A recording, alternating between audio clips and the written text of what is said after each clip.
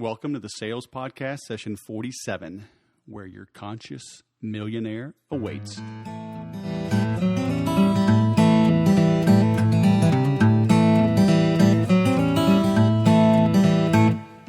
Welcome to the 47th edition of the Sales Whisperer Podcast. I'm Wes Schaefer, your host, the Sales Whisperer. And in honor of our guest today, Mr. J.V. Crum III, I've got a little joke about truckers. So a truck driver stopped at a roadside diner for lunch. He ordered a cheeseburger, coffee, and a slice of apple pie. As he was about to eat, three bikers walked in. One grabbed the trucker's cheeseburger, took a huge bite from it. The second guy grabbed the trucker's coffee. The third one wolfed down his apple pie. The driver didn't say a word. As he paid the waitress, he just walked out. The waitress walked up. One of the cyclists said, "Man, he ain't much of a man, is he?" The waitress said, "He's not much of a driver either. He just backed his 18-wheeler over 3 motorcycles." Don't mess with wise old truckers. That's what you're going to learn today from J.V. Crum. But first, let's kick things off with our entrepreneur's creed. Today is my day. I work diligently towards my goals, which are bigger than me. I bite off more than I can chew because only then will I truly know my current limits, and surpassing them becomes my new goal for today.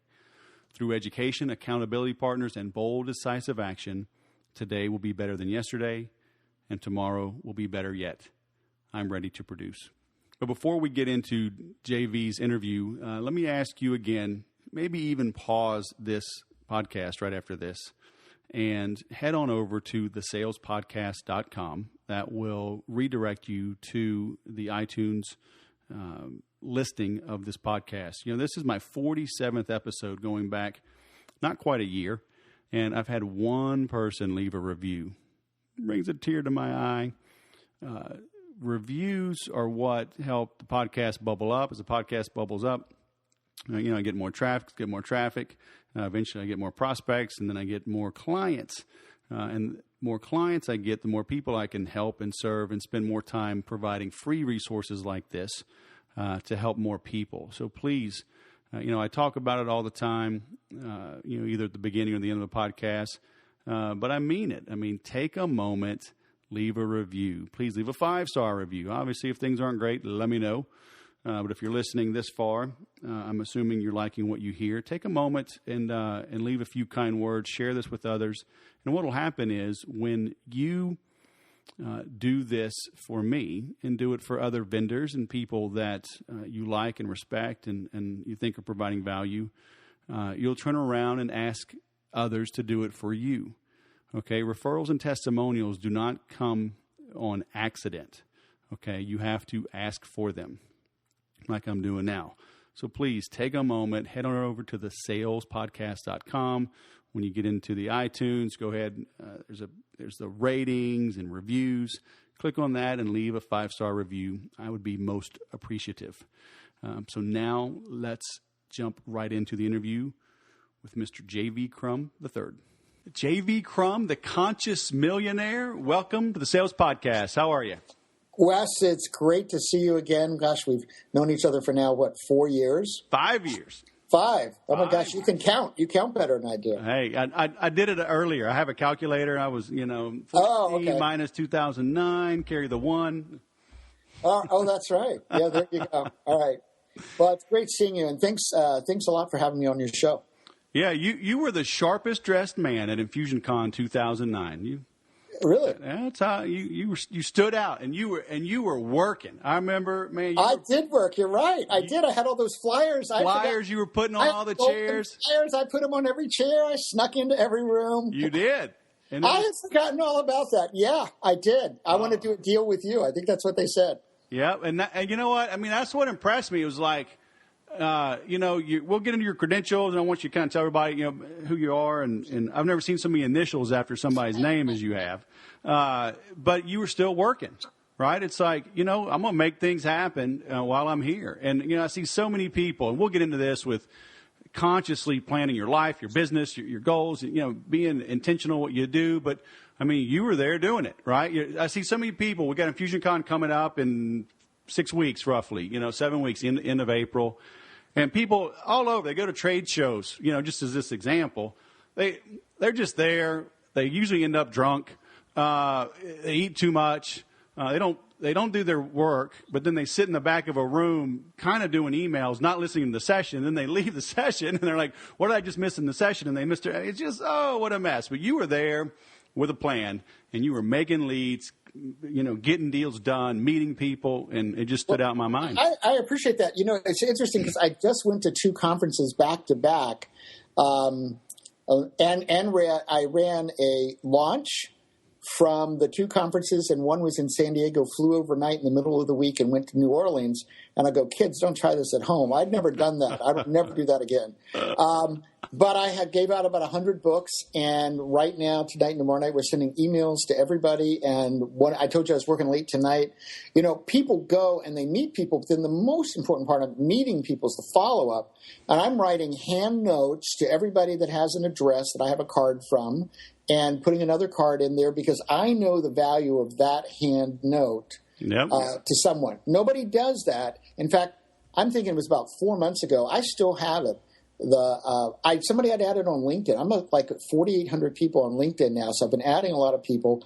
And honestly, I'm not sure I barely knew this person, but they sent me a handwritten note with their card in it, and I still have it. I know exactly where it is. I've been busy, but I keep going, I'm going to do business with this person at some point. Right. I know it, and part of it was I was just impressed that they did something different from everybody else. It's those practical little steps that are going to really build the relationship with somebody that you don't know. Right.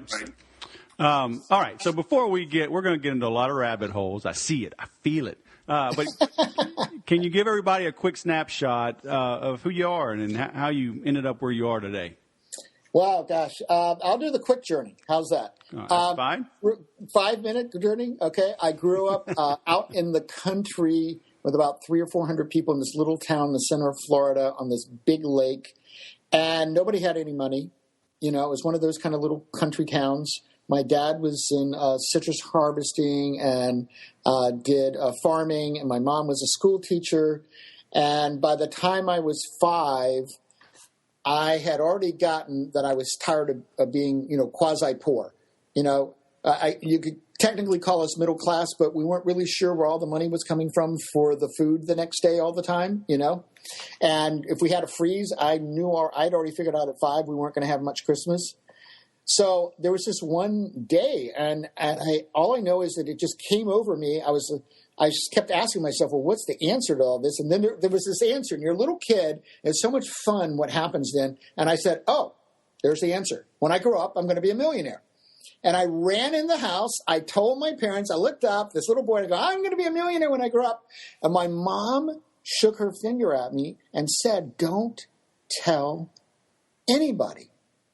Now, being a little kid, I told everybody in town. Of course, I'm sure all of them thought that was a cute little idea, because nobody had any money. They're going, oh, yeah, sure, he's going to be a millionaire when he grows up. But from that moment forward, I really claimed it. And a lot of people have asked me, because I teach visualization, and a lot of people have asked, what is it that an adult has to do? Because we come along, and I work with clients all the time, and what we're dealing with is a lot of cobwebs. There's a lot of cobwebs in that head. Yep. There's a lot of beliefs that I'm not supposed to be here. And I go, what you've got to do is what I did at 5. You've got to have childlike faith and simply believe and claim that this is your right. And I did that as a little kid. And by 8, I was drawing these floor plans for mansions, and I'd never been in a mansion. But it's so funny because, at 8, you're not thinking about the same things you are a little bit later. There weren't any bedrooms in the mansion. There was like this big party room, right? Hey, that's all right. I already knew I wanted a big party. Out back, there was this huge pool and cabanas and all this stuff. And I had 3 different rooms to eat in because as a little kid, I'd already figured I was going to like to eat. So I had this big breakfast room. I had a luncheon room. And I had this big dining room and this big party room. And I thought, as a little kid, I said, oh, that's what you need in a mansion, right? And but I just constantly believed that it was my right. Not just that I was going to be, but it was my right.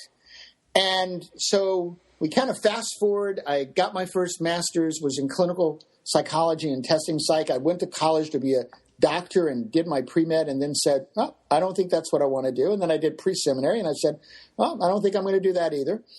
Because I had this millionaire goal, and I said, I'm not going to make enough money as a preacher. I'm going to have to do something else. So, which is probably kind of smart from the money side. And so I got this clinical psych degree, and I already decided I would get a PhD, so I thought I'd go to law school because I'd taken all this logic, and it seemed like that would be good. And I went home to see my dad, and he was just basically bankrupt for all practical purposes. His company that had always had, you know how, and I bet a lot of people can relate to this story. I mean, literally, my dad was a great entrepreneur, but not necessarily the best business person. There's a difference. Yep. My dad could tell you where all the money was going to be made. He always knew that, and he was accurate. But he didn't have what I've now learned. He didn't have systems. He didn't have all these things in place to really make the business work. Yep. So he'd have 1 year that was actually good, and then the next year we'd be broke. Mm-hmm. You know, and part of that, I can say, looking back, was self-sabotage. Because he didn't do the things that were right. And I think sometimes when he started being too successful, he would kind of destroy the whole thing. And I bet a lot of people can think of that, you know, probably done that. So here I was, 22, talking to my dad, and he kept saying, you know, I've got this new contract. I know things can work out. Will you come home and work with me for 6 months? And I was planning to go to law school, but I love my dad deeply. I mean, we had, you know, I was so close with him. And I just said, well, I've got to do something. Now, what's funny about this is that I had associated business with being broke.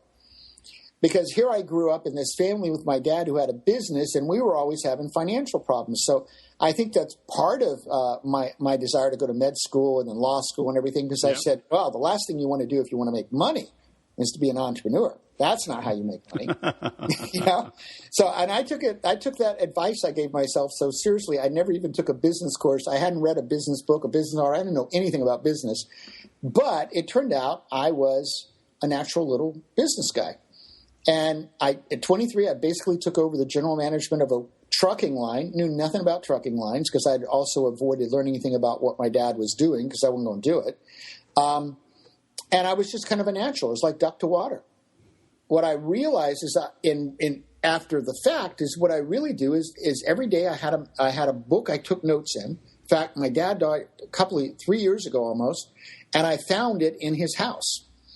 And every night I'd go home and I'd study it. And I'd go, okay, well, what's going on? What worked? And I'd ask myself these fundamental questions. What worked today? What didn't work? What do I need to change? And I'd go back the next day and I'd change something.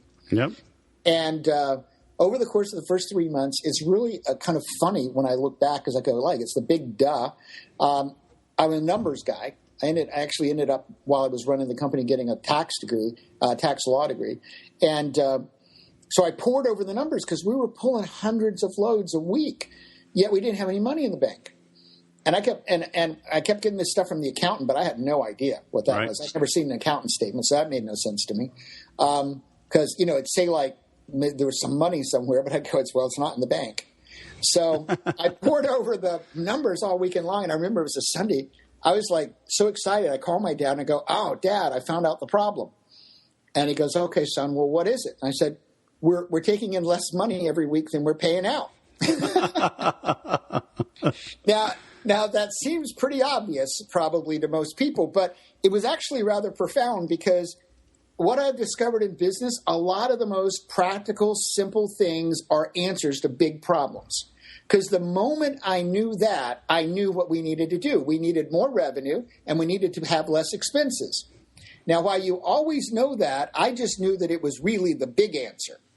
And the next day, Monday, I started calling clients, and I said, you know, we can't continue pulling your loads because we're not making any money. And I was kind of a brash. I mean, I don't even think I would have liked me in retrospect. I mean, I was a kick-ass kind of 23-year-old. And so I got raised. Some people call me a kick-ass 43-year-old, but, you know. Yeah, it's definitely a kick-ass 23-year-old. Nobody got in my way. That was for sure. And, they didn't stay there. So I got as much as 25% increases in one day. And I said, okay, well, that's pretty good. Now let's call the suppliers to see what we can do there. So I called the suppliers, and because I realized my dad he didn't have any billing systems or cost control systems. So he'd get a bill from somebody, he'd just pay it. It wasn't like it was compared to prices. And I said, okay, we're going to do things differently. And, they were not too happy because they had been on the gravy train, right? And I said, we're going to sit down, we're going to have prices. And by the way, I'm going to take bids from 2 other people. And they go, well, who are you going to take bids from? Well, even as a little kid, 23, you're kind of a kid, right? Sure. And I said, well, I'm not going to tell you because I have a feeling that I'll get better prices if I don't. And it turned out that was a really good idea. So to this day, when I want prices, I take 3 blind bids from people, and I don't even tell them who I'm taking them from the rest, right? Right. And then you compare them, and you go, but I've learned your lesson. You don't necessarily take the cheap one. I generally like the middle one, because the cheap one probably can't deliver what you want. Yep. But at any rate, that made a huge change. And then after the 4th month, I realized the people who were doing all our truck and trailer repairs would keep like a truck for 3 or 4 days, and that was costing us all these loads. And so I said, Dad, I think we need to open another company. We need to have a maintenance company. We need to get our own maintenance people. So we leased a piece of land with a building on it, and I hired 2 mechanics, and I started putting in proactive maintenance controls. And we started having records, and we started seeing every trailer every month and going through routine things. And all of a sudden, our repair bills went down through the floor, right? Mm-hmm. And then I was opening all the mail. This was an exciting year, right? I was opening all the mail, and I found out that my dad had about 9 years worth of liens against the company. And so we had a little talk, and I said, okay, so we got to do something about this.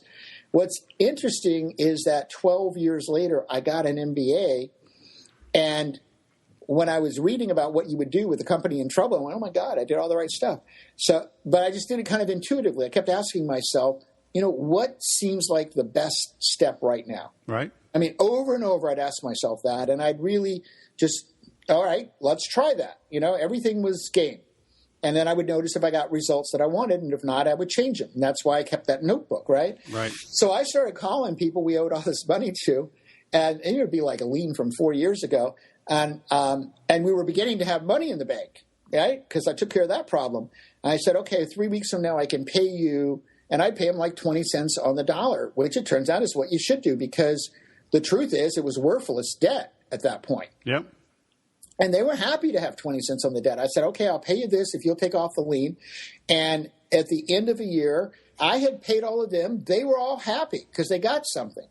I was happy because we didn't have any liens, and we had a 6-figure profit. And within 3 years, I had 6-figure profit in a month. Wow! And within 3 years, I created the first $1 million and had this beautiful home I bought on the water and a Mercedes. And truthfully, at 25, I thought I was kind of king of the world because there was no internet at that point in time. You actually had to, as E.F. Hutton used to say, I made money the old-fashioned way. I worked my ass off. I was working 80 hours a week.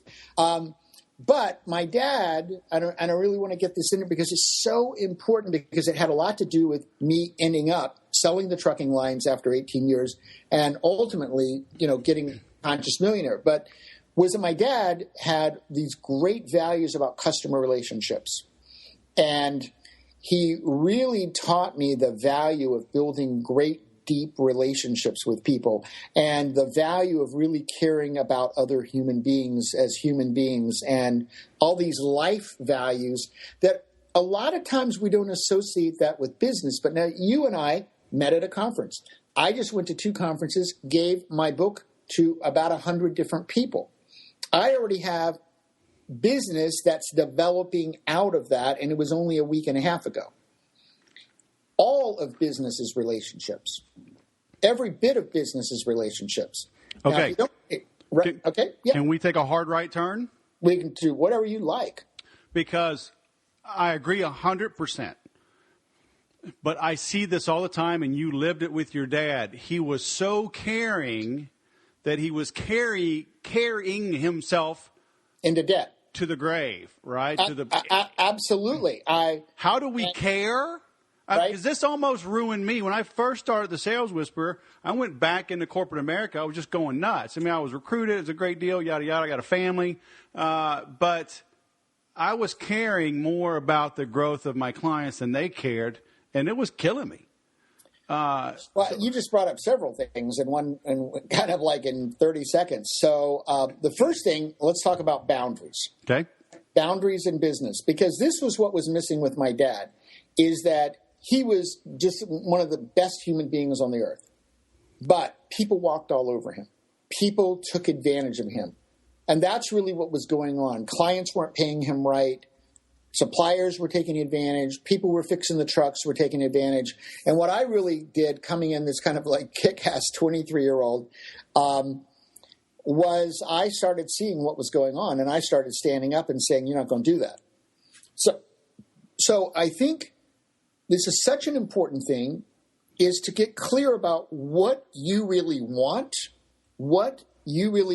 for you.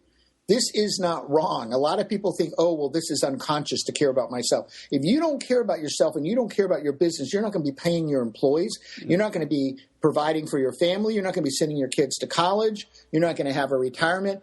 You're not going to have anything. Yep. You have got to figure out what you want out of the deal. You also have to figure out what somebody else wants. And then you've got to set yourself up and get clear about your values. And who is it that you want to play this game called business with? Mm-hmm. In my case, I've gotten clear. If they don't have honesty and integrity, because those are like top values for me, I don't want to play. I don't want to have to watch my back with somebody else. So if somebody isn't as concerned about me as I am about them, I don't want to play the game called business with them. And a lot of people don't get clear about that. Yep. Because they are caring people, and especially see that with my brand, Conscious Millionaire. It attracts a lot of people who really want to make a big difference in the world. But you cannot make a big difference if you're not making profits and not having the cash flow in order to support your business and touch more customers. Yep. So you've always got to keep a clear eye on, is this fair to me? Along with, is it fair to other people? Right. So that everybody's going to win at the game, right, not just the other person. Yeah, and that's what I always tell people is, because they want to give. And, I'm like, look, be the highest priced out there. Then when you have all the money, you can pick and choose. Not only, you won't even have to discount your services. You can give it away for free to people that really need free help. And otherwise, you know what? You can donate $1 million to your favorite charity and really make a difference. In the meantime, charge a lot of money, charge what you're worth and then some. Well, I think that there's two principles here I want to bring in here. One is you need to decide who you really want as your client. And part of charging more money is that you get a different quality of client.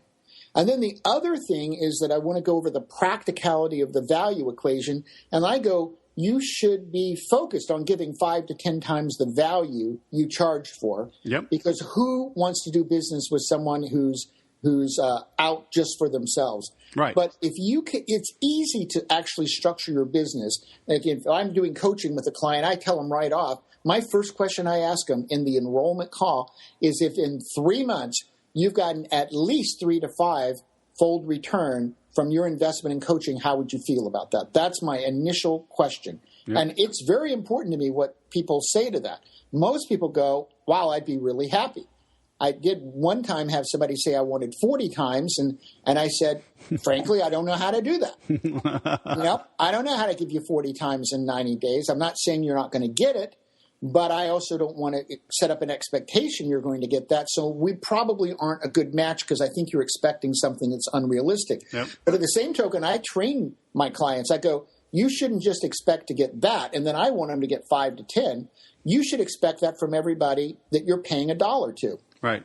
So at the same time, that's not saying you ought not charge a lot for what you're doing. You just need to be giving great value. That's the whole – it's ROI. Yep. And, I look at that and what I pay people to work for me. I would prefer to pay on the higher end for the kind of skills that I want because I want a great team. And I've learned that if you pay cheap money to get someone to work with you, that's exactly what you're going to get. And you're going to spend all the time micromanaging, making up for all the problems. But you could pay 50% more and get 3 times return. So the ROI on every dollar you spend is much higher. Yep. Much higher. And you have to look at ROI. That's what matters. Yeah, I call it choose who to lose. You're talking about decide who you want as your client. You got to choose who to lose because you can't serve everybody. No, you can't. And actually, the person who can afford to pay more, and my coaching is on the higher end.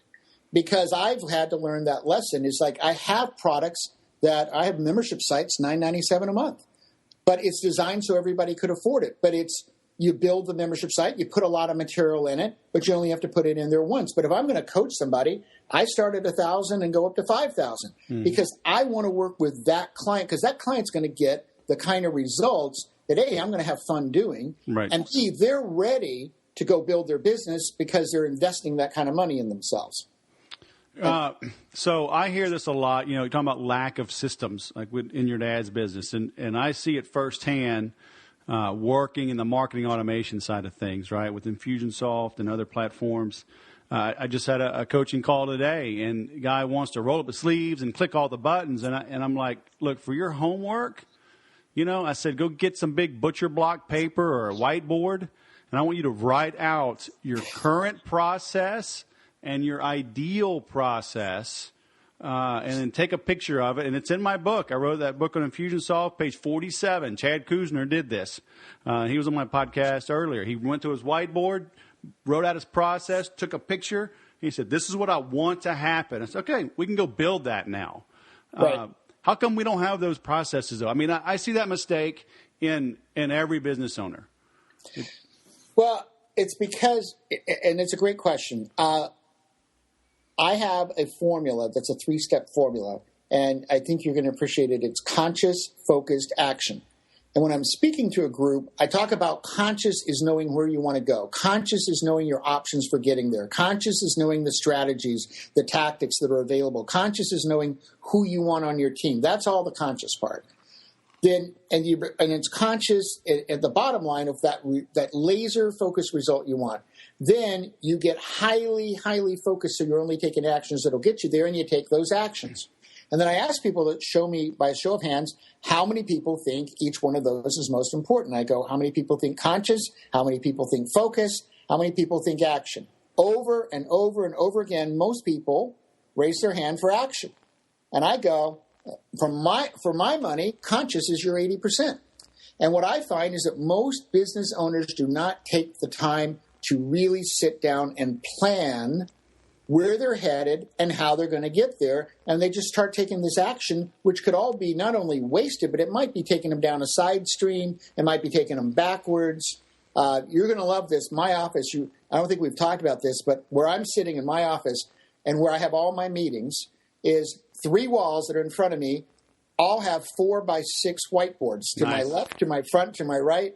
We take pictures of them with my iPad. We date them, and I have a rolling stream of every thought, and we sit and we process out all the steps for any launch, for anything that we're doing, for any project, and it's all on the whiteboards. And I go, I live in a whiteboard world.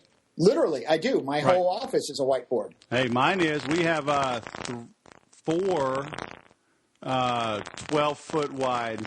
Oh, my God. I'm jealous. It's in our training room, but we only train a few times a month. The rest of the time it's mine. That thing will be covered all the way around. Oh, I know. It's like you kind of sit and you watch it for, like, I've got some stuff over to my left that I put up I have a 4-hour marketing meeting every Tuesday. And we all come and we do our marketing ideas and planning and how we're launching the, books and products and, what we're going to do on social media and all that stuff. And I still have some stuff left over from last week. And, you kind of leave it up there and you kind of get a little fond of it. Yeah. And I'm going, oh, my God, I have to erase all this stuff and wipe everything down tonight before I go home. Because we got to start out fresh in the morning, but it's a great way to live your life. And that's what I think. It's so simple. Everything about success is actually simple. There is absolutely nothing complicated about success. The thing is, people either don't know it or they just don't get disciplined enough to do it. But you've really got to spend time at that conscious space of getting clear about where you're going and getting that process down before you go out and try to execute. And then you've got to pay attention to the results you get and were they what you wanted and what needs to change. Okay, so I'm guilty. I'm getting feedback here. You getting feedback? I'm hearing some static. Let me see here. Any better? All right, one second.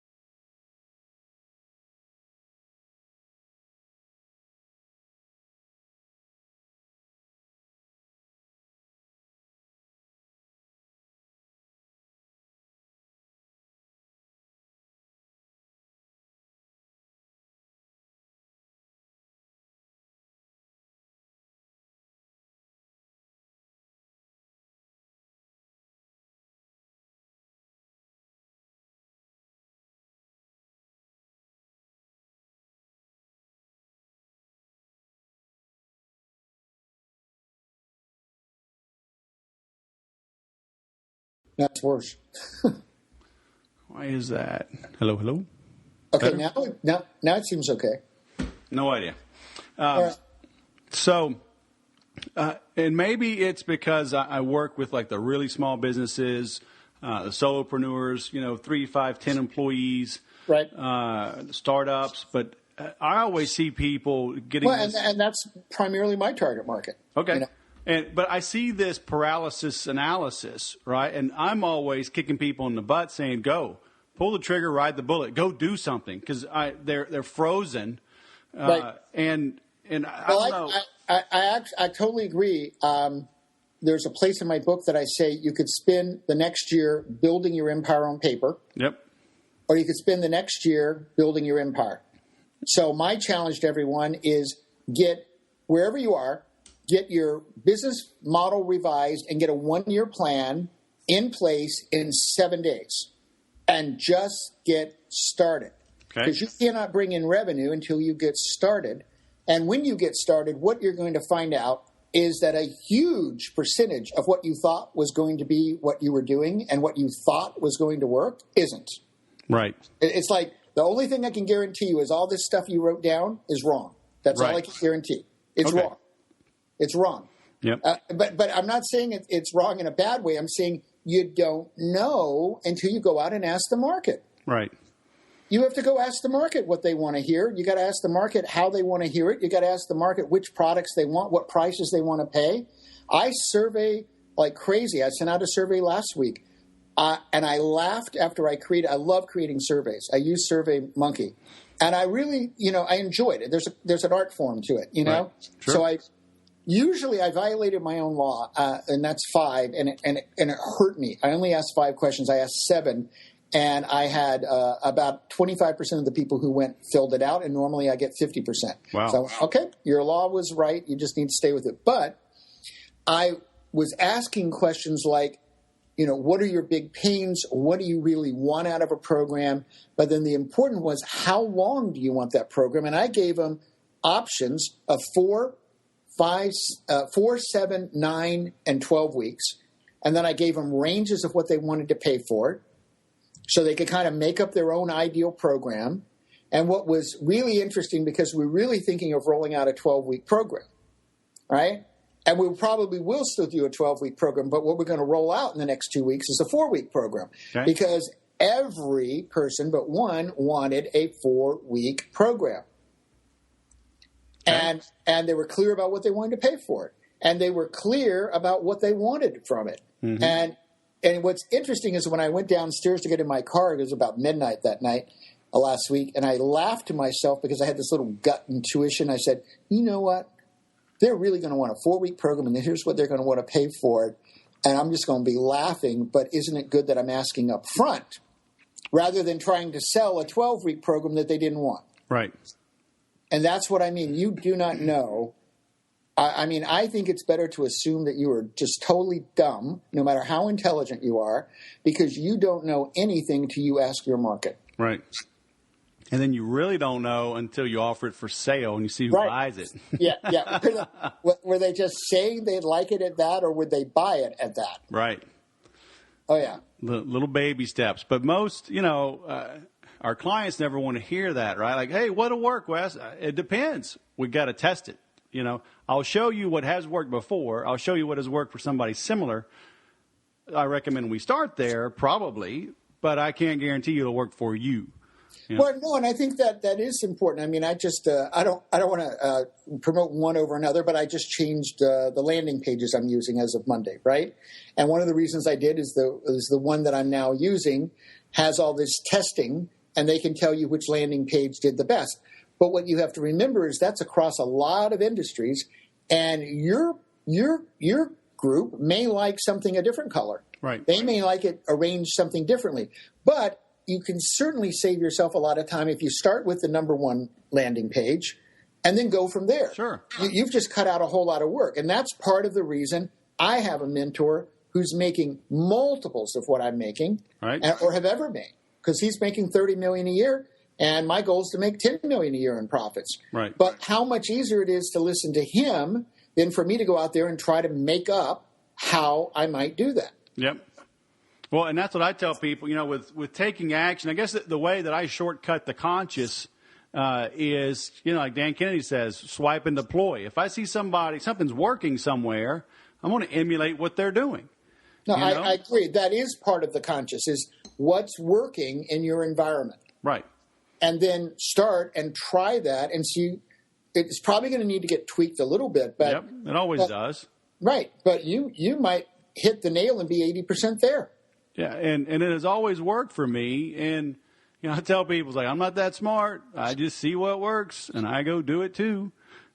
Success does leave clues. Well, I talk about what's the fastest way to success? It's rapid iteration. There you go. There's no faster way, because the more data you get from the environment and the quicker you change in response to that.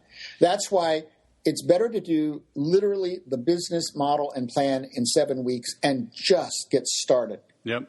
And start finding out what works and doesn't work, rather than making up your own fantasy about the whole thing.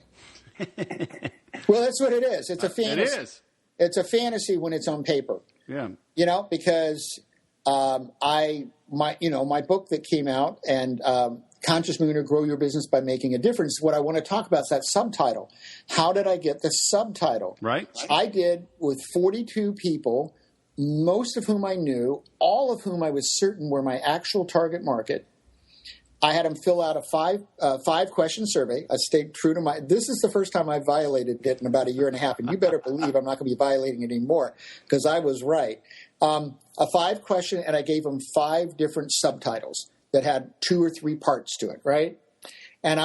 And then I gave them 5, rated 1 to 5, but I gave a whole sentence describing each one of those. So it was very specific, so everybody would be using a similar criteria for what a 1 was or what a 3 was.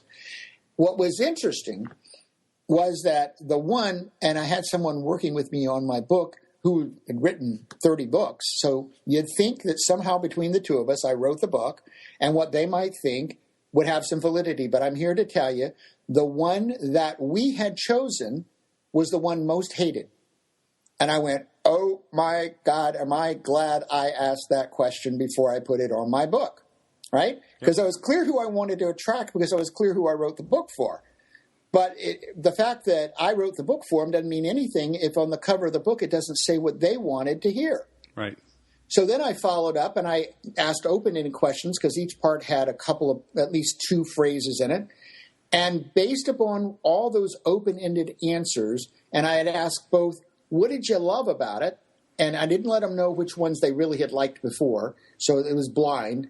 And what did you dislike about it? And that was about all 3. I took 3 of them and I asked, multiple pieces about it. And out of that, I got Grow Your Business by Making a Difference. And what's fun is that I hand that book to people and I watch over and over and over again who I know is my ideal client. And they go, God, I love that title. And they'll read it to me. And I'm going, yeah, because I asked the people who are my ideal market what the title ought to be. Because all the titles describe the book. Right. I mean, it's 320 pages. There's lots of ways you could describe a 320-page book. But what matters is what your market wants to hear. And I use it as an example because I think I'm a reasonably intelligent guy. I've worked with a lot of clients. I've built businesses. And I think it's important for people to know I didn't know what the title of my book would be. Right. And I don't think anybody else knows either. You've got, maybe Steve Jobs knows, but he's not with us. Right. Right? But most of us, poor mortals, need to ask someone called our client what they want. Right. So what pulled you into this? So you worked with your dad for 18 years, sell the business. Well, I sold the business because I wasn't fulfilled. I learned how to make money, and that was certainly nice growing up without it. And, being able to live and have nice things and go to Europe and, buy art and go, to great restaurants and travel. And but I really wasn't fulfilled inside. And what I was realizing was that I had a sense that my own purpose in life wasn't being fulfilled, and what I was doing wasn't meaningful to me. And so I said, I'm going to sell this, and I'm going to go off on a trek and figure out who I am and what I want. And I did, and I went out and lived in Colorado, lived in Boulder, lived in Denver, I would spend 2 to 3 weeks at a time camping. I fell in love with, I camped when I was growing up, but let me tell you, being in Boy Scouts was great, but camping in Florida wasn't because it's flat. We went hiking, believe it or not, in orange groves and cow pastures. And that was the vista. And then we would put up our tent. And I kept going, I know there's something bigger than this, that I like the camping kind of, but not like this. But I'm telling you, the Rocky Mountains is a little different kind of camping, right? It is. Yeah, so I'd go camping for 2 and 3 weeks at a time, and I would do what I called ask the universe, why am I here, and how do I take my skills to make a difference in the world? Because I knew that was really my drive. And out of that, I was leasing a place and staying at basically Lake Tahoe for the winter. And I was in Reno in this incredible apartment with a jacuzzi tub and everything. It was kind of like a California little villa thing where you had gates. As long as you can go out, you thought you were in California. And I went over to San Francisco. It was about a 3.5-hour drive for the weekend. And I picked up this brochure, actually for the Green Festival, early on in the Green Festival. And I came back and I was in the jacuzzi tub. And I had for about 2 years kept thinking, I want to build a business about how to be a millionaire. Because, well, what started me at 5, right? And I knew the importance of having that level of wealth and what kind of difference it could make in your life. But I knew I didn't want to do what I call the vapid smoke and mirrors kind of journey where it's all about the get rich quick and really it's just kind of an empty box. And that had nothing to do with what I wanted to do. But I didn't know what it was. And I looked down and I saw the word conscious. And I got this tingling in my spine and this is kind of peacefulness in my entire being. And I went, oh, wow, that's it. It's Conscious Millionaire. It's Conscious Millionaire. That's why I'm here.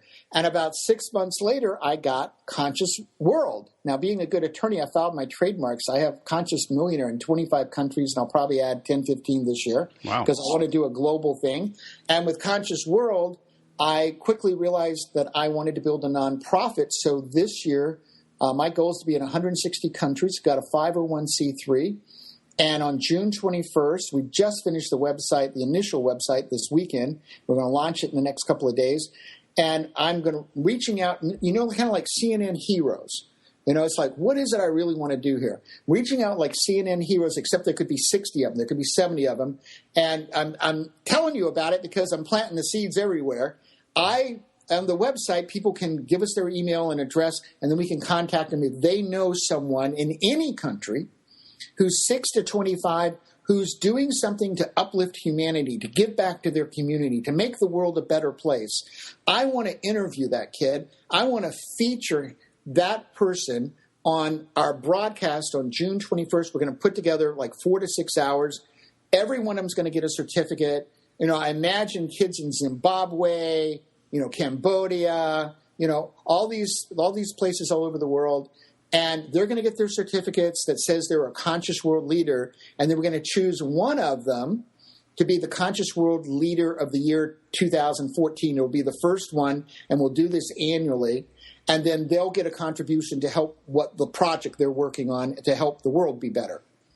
And this is exciting because not only do I want to highlight them, but I want to inspire others with their stories of the greatness that they're creating. And, you kind of, when you do something like that, I'm like going, there's going to be a 6-year-old or an 8-year-old that's doing something that most adults would go, I couldn't even do this. Right? And I want to find that person and interview them and share their story of the inspiration that they just got this, this idea, and they weren't going to stop, and they figured out how to get everybody organized and do it. Right. So all of that kind of came in a 6-month time period. And I realized, and I started building out Conscious Millionaire, realizing that what I was doing was creating a path that people could follow to make their difference in the world and their financial fortune and bring the two together and do it with honesty and integrity in a way that everybody could win and that everybody had to take responsibility. And that's part of what programs that we're now developing for the kids is to teach them what I call 2 sides of the coin. One is a world that I call triple win, where you, others, and society win together. And the other side of the coin is that you and everybody else has to take responsibility for creating the world you want to create, so that we get a group of youth all over the world growing up to see that we need a world where everybody can win. It's a global world. It's no longer a world of one country versus another country. That's really already the old frame. And at the same time, every person needs to understand from youth that they have an obligation to take responsibility for not only their life, but for giving back and helping other people's lives. Right. You know, and that's very similar. So it's the same principles in Conscious Millionaire. It's like I have a 9-part business model. The 9th part, because so often this gets left out, is how are you going to give back some portion of what you're making? How are you going to have a day that you and your team go out and make a difference in your community?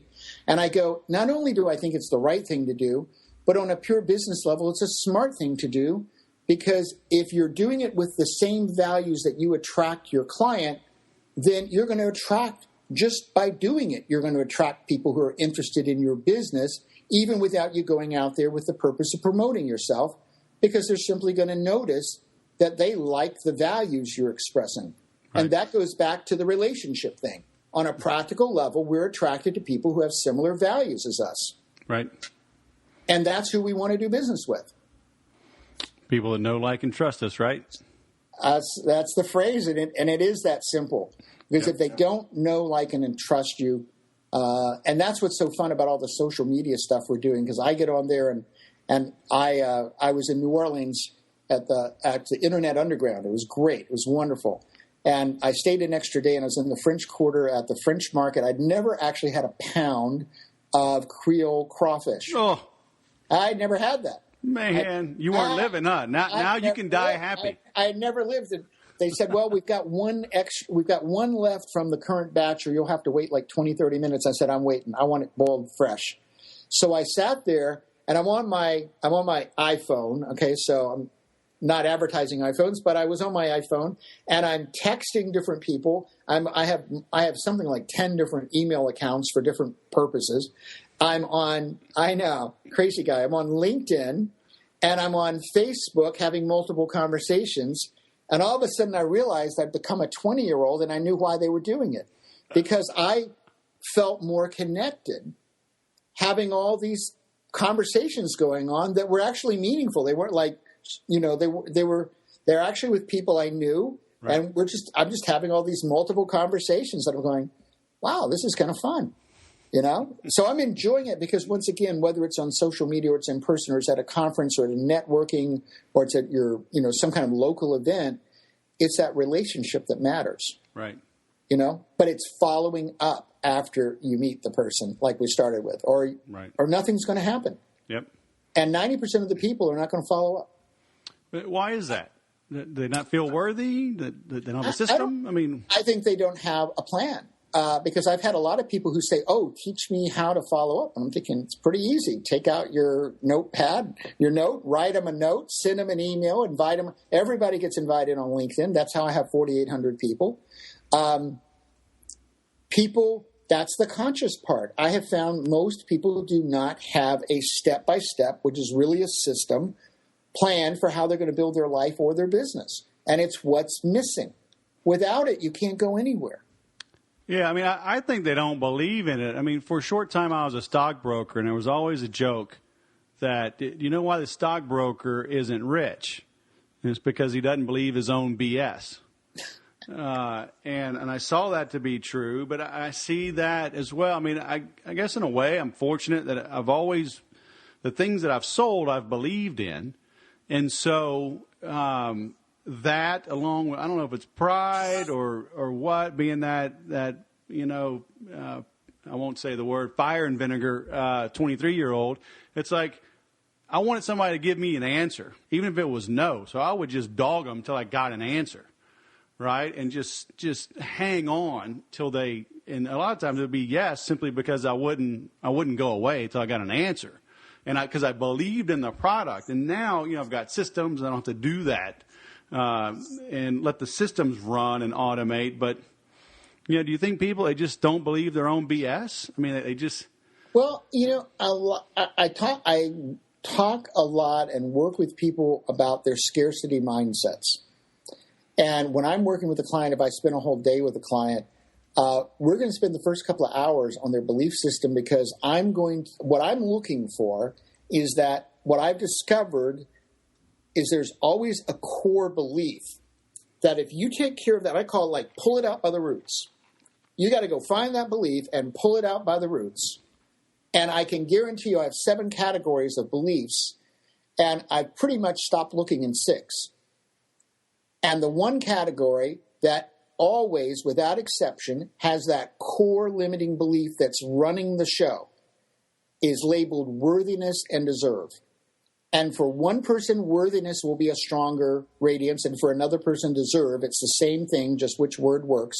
And I have them on my whiteboard go, I do not deserve, or I am not worthy, and I go, just start writing, right? And then one's going to have a lot of energy to it. You can just kind of, you start working with it, and you go, okay, so that's the one we're going to work with. And then I'm going to do a belief change with them and do a 30-day process for them to work with it every day and anchor this in and all that. But I need to find that belief, because until we take care of that belief, and then so many other beliefs are just going to shift. Right. Because they're on top of that and they're going to collapse. Right. Right? And that belief is holding them back. And it's always about they're not worthy or deserve. And when I put be a millionaire, it's amazing how many people really do not believe they're worthy or deserve. Right. And I think the fortunate thing for me was, as a little 5-year-old, I was fed up. Right. I was tired of hearing the little fights over, the money. I knew when we went to the grocery store, I was absolutely not going to ask for a candy bar. I'm going to ask for anything. I knew it was not one of those options. It just wasn't.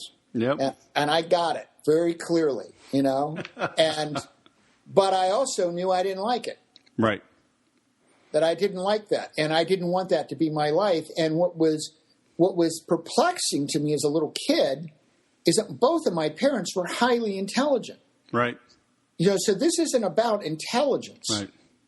It's about belief systems. And when I went to write my book, and some parts of it were hard to write because I had to figure out what was going on in my own life that this happened. And one of them was, why did my mother shake her fingers at me and tell me not to tell anyone?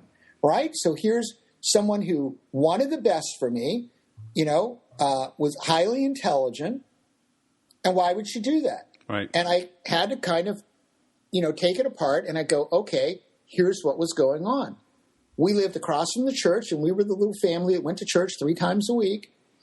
My parents believed in the goodness and doing what's right, and I can guarantee you that what she believed was to have that much money, you had to do something wrong, and she didn't want her son to grow up and be a bad person. Right.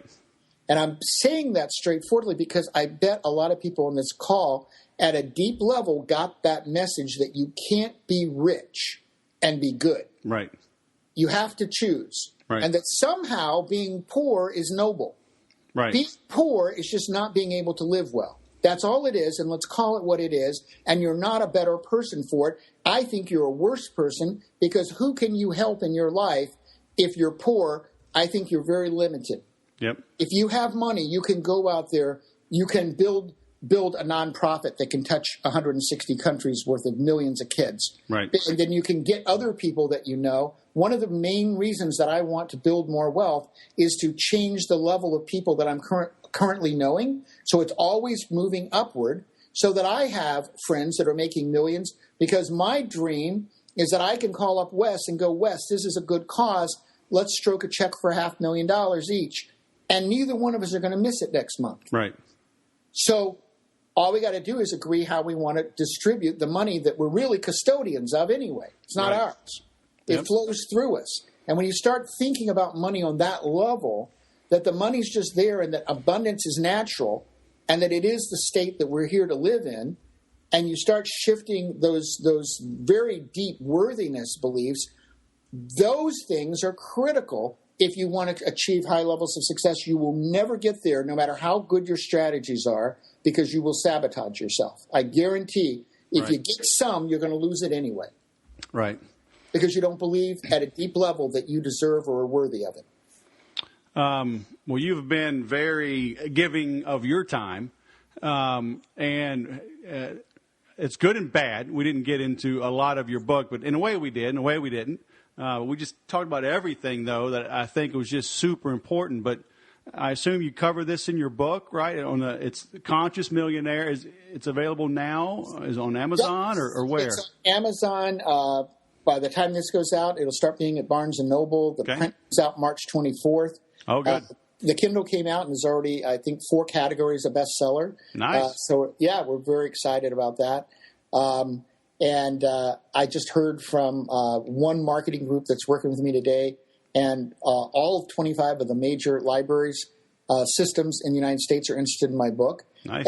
And it was interesting. The woman's assistant sent me the report this morning, and I was talking to her this afternoon, and she goes, I think you got that wrong. And I said, no, I'm sure I read that. And she goes, well, wait a minute, let me bring up that report. And she goes, this has never happened.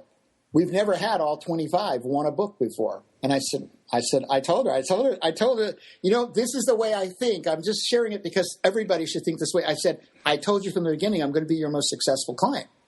So I told her from the beginning. At first, she thought I was crazy. Not crazy in a bad way, but kind of full of a lot of fluff. Right. And I said, we're going to sell 1 million books. And she says, okay, that's good. Now, what listeners may not know is that 99% of books that come out never sell more than 500 books. Right. Yeah. So actually, if you have a goal of selling 5,000 books, if a book comes out, a New York publishing house is excited if it sells 2,500 to 5,000 books. Really? Yeah. So you hear about, the book sold 1 million. But if you go back and you think about it, how many books do you hear that about? Not very many. Actually, it's a huge goal. Right. And I'm willing for it to take time, because when you're setting your goals, you just have to keep adjusting things and going, I'm not changing the number. Right. But we can change the years. It could take years, but I'm going to work on it until we get there. Sure. Because I want to change that many people's lives. Yep. But what I'd like to do is we're going to set up a landing page, consciousmillionaire.com/sales podcast. Okay. And I'm going to take and give a mini version of the book to everybody on this call for free. And then I'm going to give you 30 days in a membership site where we've got 17 videos based on the book. And you can come in and just look at those videos, listen to the expert calls, the training calls, the Millionaire blog. Enjoy all that as my gift, because the biggest thing for me to do with this book is to go out and change people's lives and empower them to live a more conscious life and a more successful and get their financial, not just their financial freedom, but really their financial destiny. And I believe everybody is on this call for a reason. I want to say there's no accidents. I am excited that you invited me. And I also want to say that the work that you're doing is important. And that's why people are on your calls, because it's about getting a message out about how you can change your life and your business and get what you really want. And that it's not a selfish journey, because when you get what you want and you've helped other people, everybody's better off. Yep. That's it. I agree. And that's why you were here. I appreciate you taking the time. Well, Wes, I really appreciate you having me, and it's exciting to, and as an example, 5 years that we've known each other, 5 years, and seeds get planted, and then all of a sudden you contact each other again. Yep. That's it. Stay in touch. We didn't get into it on my side of things, but I got countless stories of people I've stayed in touch with over the years, treated them right, and, deals came through into the month, into the quarter, because I treated somebody right, and they would flip a deal my way. And it's true. What goes around comes around. Well, it does. And do you have time for just one quick story? Sure. All right. So I was at New Media Expo, which I highly recommend to anyone. Okay. It was my third time there this year, and it'll be the first weekend of 2015. I'll getting my ticket in April. Oh, that was the one in Vegas, right? That was in Vegas. You didn't get that viral bronchitis, did you? I didn't. A lot of people did. I'm very fortunate because I had planned and got a ticket and stayed for CES, Consumer Electronics Show. Starts the next day always after New Media Expo, because New Media Expo ends on a Monday and it starts on a Tuesday. So this was quite a treat. Largest, for people who don't know, it's the largest conference in North America, 150,000 people. What, CES or New Media? CES. Yes, New Media Expo has about 1,000, I think, something like that. And so I I'm someone, but there's a science to this, actually. I'm someone that, like, every hotel gives me upgrades. I mean, it's amazing, and I feel blessed, but it's not accidental. I'm actually nice to people. And I go, it sounds this back to the simple principles. I just go through life and I'm nice to people, and I try to, everybody I meet, I kind of see, oh, what's something I could do to help them? What's something I could say that would make them, their day a little better? And someone I met wasn't able to go to CES and was a media person. In fact, they did a live interview of me. So actually there are two stories. So one was my first day of New Media Expo. I do this thing, and I want to share this because it's so cool what it brings back to you and how good you feel all day. And that is, I took the whole day, the first day, and I went there with an agenda. Believe me, I go to a conference, I've got my 1, 2, 3, this is what I want. I've got a strategy for what I'm going to walk away with. But even so, I said, all I'm going to do all day long is find out how I can serve and help everybody I meet. And it was so fun, all the cool stuff I got to do to help people. And the last person I talked to was 11:30 at night. I was standing by a Starbucks that was closed, and we just started up a conversation, and I was finding about him. And I mentioned Conscious Millionaire. They're going, oh, my God, I want to hear about that. I had no idea who they were. And I had the book with me, of course. And so I started telling them about it, and they go, oh, well, we're here doing live interviews from New Media Expo. I really want to interview you. As a guy with a book, you're not going to say no to an interview, right? So I went and had this live interview, and she, kind of fall in love with each other. She was a wonderful person. And then I saw her at another party, and she goes, I was supposed to go to CES. I'm going to have to go back to LA, but I've got all these invitations to private parties. And she goes, I'm going to send you a link with all my invitations. Just go ahead and click on them and go to all the parties. Nice. Now, listen, there were some cool parties. So I'll tell you about, I got in, Lenovo was doing at an upscale Italian restaurant at the Venetian, was doing a launch of all of its new products. And I'm not the person who should have been in that room, but I went to that party. But then on my own, just from being nice to someone, just for being nice, and I was staying at the Paris Hotel, and it was so convenient because it was right downstairs in the Paris ballroom. Monster Cables was doing a private party. And I got one of a couple of thousand tickets, and I was feeling pretty cool because here I am sitting at the ballroom at a table. I'm not even standing, mind you, for a private concert with Fleetwood Mac. Nice, right? And I'm sitting there and I'm going, just because I was nice to someone. Right? That's all it was. It was just because I was nice to someone. And that goes back to the relationships is it just pays to be nice to people. Right. And hear all these good things come back to you, and just going out even just to see how you can help people with no motive other than that. You just want to make their lives better. I guarantee you, if you go to a networking event doing that, or you go through part of the day, or you even go to a grocery store and do that, multiples are going to come back to you. You don't have to worry about it. It's how the world works. It's just how the world works. Right. And at a minimum, I got to hear Fleetwood Mac, who had actually gone to their concert about 5 months before with 20,000 people. And here I was at a table in a ballroom in a private concert, and I thought it was pretty cool. It was a lot of fun. And that, to me, is what life is about. We go about life living authentically and helping other people, and we build our businesses with the real intention of how we're going to bring value to people. Right. And then we put it together smart, because you got to do that. You got to look at your bottom line. Right. That was the difference between what my dad was doing and what I did when I put all the systems in and had, like we actually billed people and we checked the bills, that kind of stuff. But no, a lot of people are not doing that. So you've got to do those basics. Yes. But success can be achieved by everyone. Right. That's the most, and with all the systems work you're doing with Infusionsoft, it's the same thing. It's about how do you build success and test it and test it and test it till you get the level of success you want. Right. You do it consciously. We could talk forever, I think. I know. And I could, except, kids need to eat and got to run up to school. I got practice. And I got to write tonight, so thanking good people. Grief. And I know you got a busy night with your launch, so congratulations on that. Thank you for your time. And again, it's consciousmillionaire.com/sales podcast. They can get a bonus that you have so graciously and generously offered. And I look forward. You're going to InfusionCon, right?